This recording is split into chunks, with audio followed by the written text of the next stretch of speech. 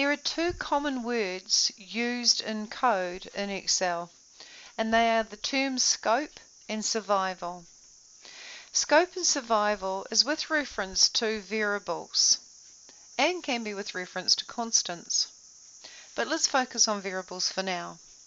When you declare a variable, depending on where you declare it, depends on the scope or the survival of that variable. If, for example, you were to declare, using a dim statement, my file as a string within a sub-procedure, then as far as its scope goes, that is only within that sub-procedure. So what we mean by that is if you had a separate sub-procedure that wanted to work with my file, it wouldn't know who my file was because my file had been declared inside of a separate sub-procedure and would be only local to that sub-procedure. So as far as the scope of how well it's known, it is only known within that sub-procedure. But if we were to declare a variable in the general declarations area, then all the procedures in that one module would know about that variable. And if we were to make a public declaration of a variable, then all sub-procedures and all modules would know who that variable was because its scope exceeded the sub-procedure, any particular sub-procedure. Survival refers to the value that the variable acquires when the code is run. Typically, if we declared my file as a string inside of a procedure, then when we chose a file and it was assigned to the variable, it would only last as long as that procedure was running. As soon as that procedure finished, then my file would go back to being empty. But if we declare a variable in the general declarations, then the value assigned to a variable will be held once the procedure finishes. Let me show you. What we've got here is the file chapter 10 open and saved as chapter 10 done. Now when I go to the Visual Basic Editor, there are two modules in this file. One is called mod variables, and it has got inside of it two things. It's got a public variable where my username is declared publicly as a string. And it's also got a constant, a public constant. So I've publicly declared to all sub-procedures and all modules that there is this constant called GST and its value is 0.15. By declaring publicly, all sub-procedures will know who this variable and constant are, and their values will survive beyond any particular sub-procedure. Let's have a look at mod calc. Mod calc has got a calc GST sub-procedure. When I use the calc GST, I declare inside of this sub-procedure my sales as a single number and my GST as a single number. I ask the user to input their name, but this my username is not declared inside of this sub-procedure. It's declared back here in the separate module. So my username will be retained when this sub-procedure is finished. It won't go back to empty.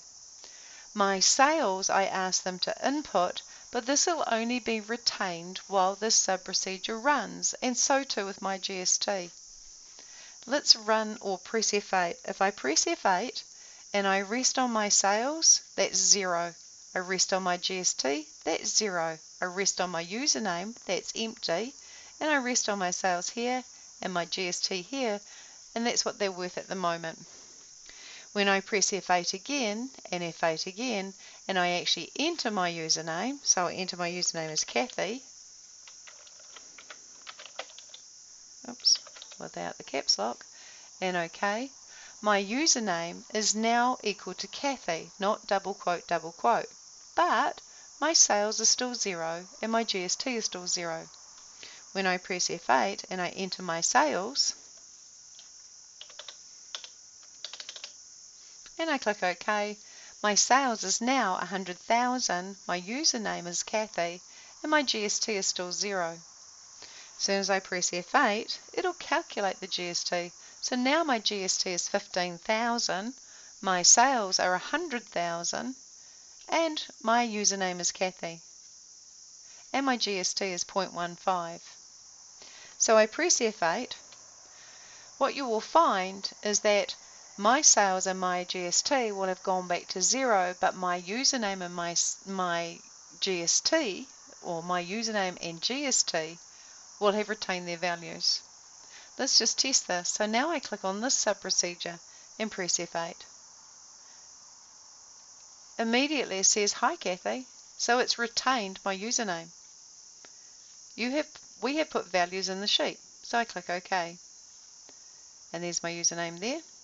It will go to B3, it'll put my username in there, it'll go to B4, it'll put the GST as 15% in there, it'll go to B5, it won't be able to put my GST in there because that's declared inside of that sub-procedure and is local to that sub-procedure. It only survives and its scope is only inside of that sub-procedure. If I go F8 again, F8 again, F8 again, that's it. And that actually should say sales. And let's just reverse that. And F8, it'll still be empty. But let's take these two variables and declare them in the general declarations area. I'm going to cut that statement out. I'm going to press enter in front of the subcalc GST and paste them above. This area here is the general declarations area. The general declarations area is the area at the top of a module and outside of any particular sub-procedure. So now let's run this calc GST. F5. I'm going to say my name is Cathi and OK. My amount, let's put 200,000 and OK. Done. Now let's run this. F8. Hi Cathi, we'll put the value in the sheets, so OK. Goes to F3, puts Cathi, go to there, put 15. Now it's going to go to here and put the money, and now it's going to go here and put the sales. And I just have to double click and stretch that. So those values were retained because I put the declaration of those two variables in the general declarations area. When they were sitting inside of the sub-procedure calc GST, they went back to 0 as soon as the sub-procedure finished.